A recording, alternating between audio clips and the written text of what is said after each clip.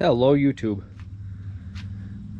This is my PitBoss 520 Series Wood Pellet Grill. It's approximately a little over 5 years old, and it has finally failed me. This thing lives outside on my patio. I do have a cover for it. I cover it religiously, but I went to go use it the other day, and as soon as you turn it on, after a few seconds, it pops the ground fault. Let's turn it on. Get down here so you can listen. And it pops the ground fault. So we are going to do a diagnosis and fix this thing and get it back up and working. Hopefully it's pretty quick, and I will take you step by step to show you what to look for, and hopefully, like I said, get it working and get it back up and running and cooking some food. Alright, now first thing I'm going to do is I'm going to turn this back on, and I'm going to let you hear what it's doing once again. So I reset the GFI, going to hit my power button, turn it on the smoke, and it almost immediately trips. Sometimes it'll run a couple seconds, sometimes it won't. So I'll tell you what that tells me right off the bat. Let me pull you up here. Right off the bat, that is telling me that it's something in the secondary circuit. You hear the fan kick on, and at first I would think that it's either the auger motor is bad or the igniter. Now granted, when I did that, I heard pellets drop. So that's telling me that the auger motor is spinning. So that's going to lead me right to pretty much the number one cause in all these things, is the igniter is bad. So I already have the grill guts out of it. Let's open this up. As you can see, there's pellets down in the burn pot, and there's the igniter right there. What we're going to do is we are going to rip the bottom of this thing apart and find the wires for the igniter.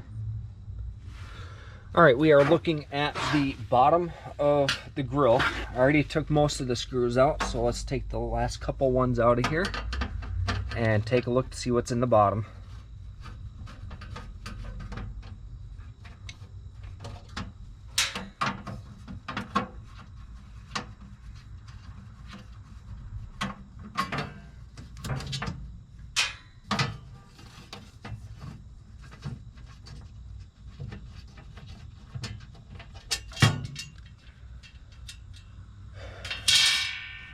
Now you see this whole mess of wires in here. What we want to do is we want to find the wires going to the igniter. And by that, you want to look for the wires that are going down the burn tube to where the igniter would be. And if you see this here, these wires here, with this connector, go up into the burn box here, past the fan and down the tube. That's telling me that that's the igniter wires. Here's the connector right here.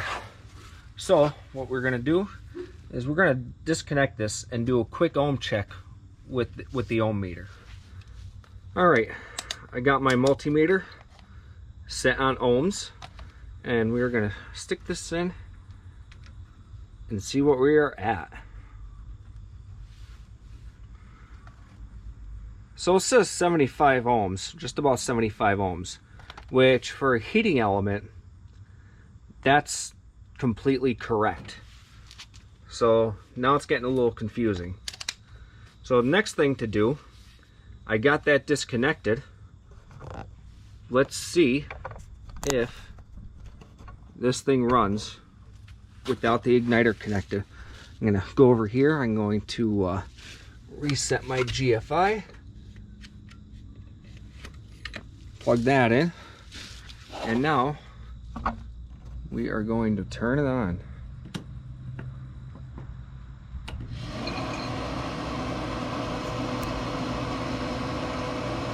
Look at that. It's not tripping now. And it's feeding pellets. I hear the auger spinning. So that was our issue. Alright, now truthfully, that was the diagnostics that I did on it the other day.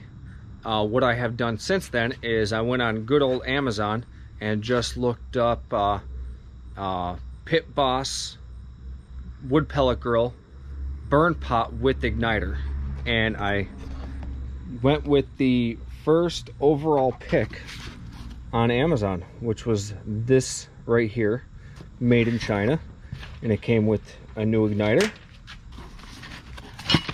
a new burn pot, and this little doohickey thing here, which I'm assuming is for cleaning the pellets out of the burn pot.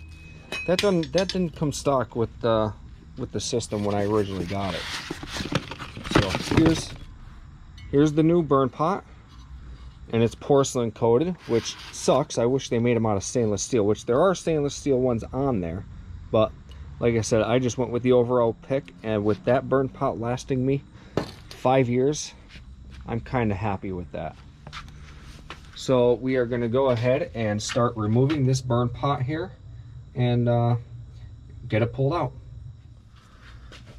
All right, all we're going to do here is a number 2 Phillips head, and I vacuumed this out all the other day and got all the ash and everything out of it. It's just 4 screws, and they come right out, surprisingly. I thought they'd be seized in there, but they come right out.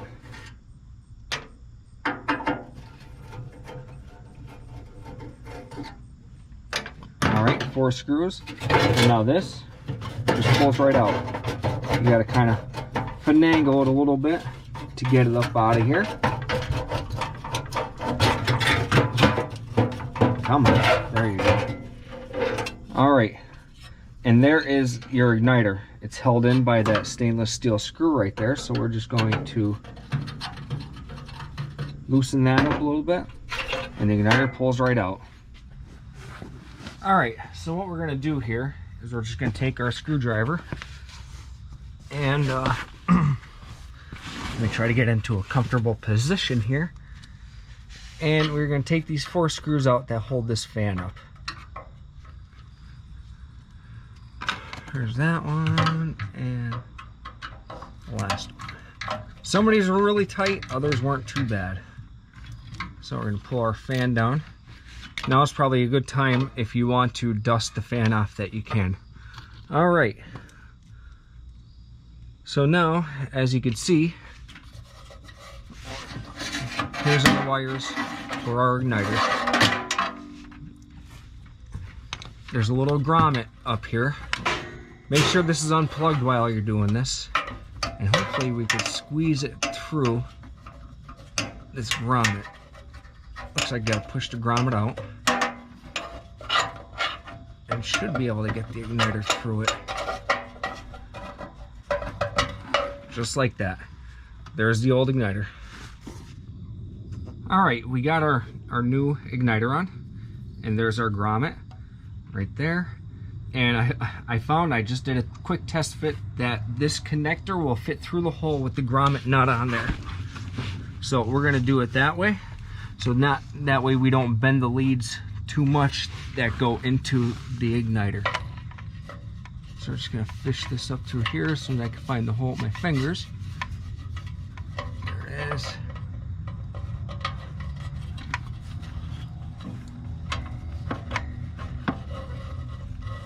All right, there's that.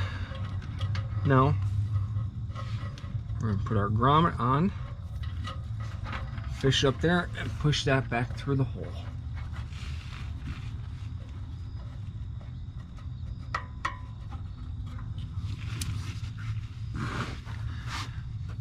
All right, now that we got that done, we're gonna just take the igniter and slide it right down the hole here as far as we could, and then catch it from the top. Now, surprisingly, our igniter pushed all the way through. Let's clean up these couple wood pellets in here. Throw them back in there. We got our new burn pot. Gonna want to stick it in there.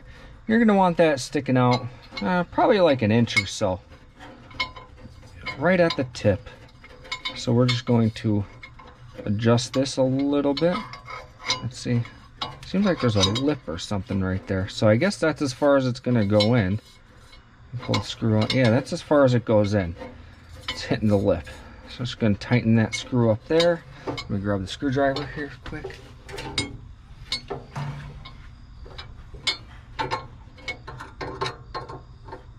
You don't want to tighten it too much. You just want snug. You just want it to hold it.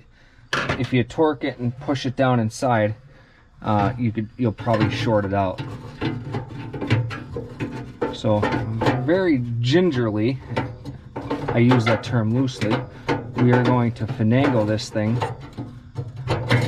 right down into there like that and line up our holes. Perfect.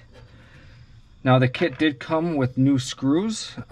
It's a weird style screw, but they're new, we'll use them. All right,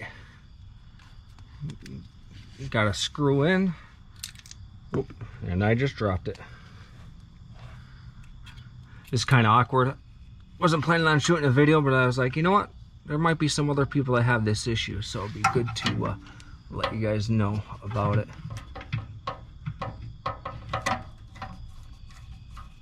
Okay. Get a few threads started. That's good. Now onto the next one. Let's get these grounds in now. So I'm gonna get a screw in there. Make sure you get this ground one nice and tight. Don't want to lose any kind of connections. There you go. Now we're gonna pull this wire. Make sure it's not too tight, make sure it's not too loose. Let's give a little bit of leeway because you don't know what kind of heat is going to do. And we're just going to plug it right into here. Backwards. Fits right in. Let me go grab some zip ties and I'll be right back. Alright, we got that all nice and pretty now. Well, now we are just going to take it. Make sure your wires aren't, make sure your fan can turn, no wires hit it. And we are going to put this bottom plate back up here.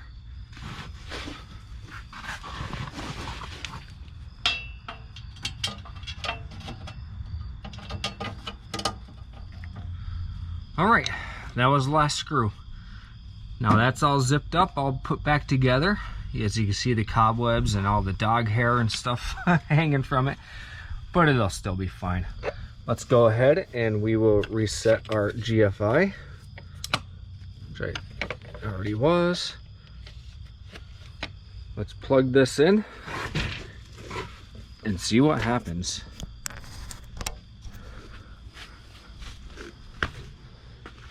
Now I'm leaving the grill grates and everything off for educational purposes. Here, power button. Hit it to smoke. And let's watch it.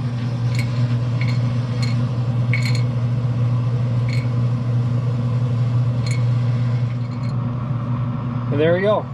We got smoke. Should probably be bursting into flames any second here. I see some, oh, there are some flames there. Perfect. Fantastic. That makes me happy. I know this ain't the proper way, this isn't the proper way to light this, but like I said, for educational purposes, I wanted to show you what it looked like. Alright. I'm going to shut it off and let those pellets burn up. And call that a success. Guys, if you'd like to see more videos like this, please like, comment, subscribe. I really hope this helps somebody out in the future, and we will see you on the next adventure or DIY project, whichever you prefer. Alright guys, thanks.